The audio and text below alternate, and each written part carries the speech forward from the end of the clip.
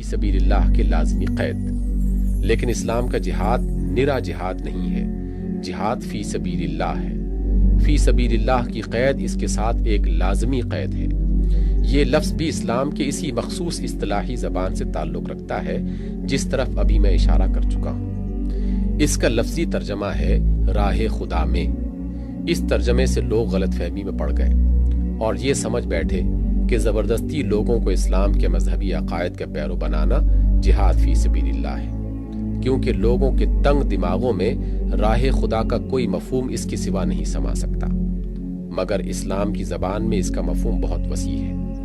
ہر وہ کام جو اجتماعی فلاح و بہبود کے لیے کیا جائے اور جس کے کرنے والے کا مقصد اس سے خود کوئی دنیاوی فائدہ نہ اٹھانا ہو بلکہ محض خدا کی خوشنودی حاصل کرنا ہو، اسلام ایسے کام کو فی سبیل اللہ قرار دیتا ہے۔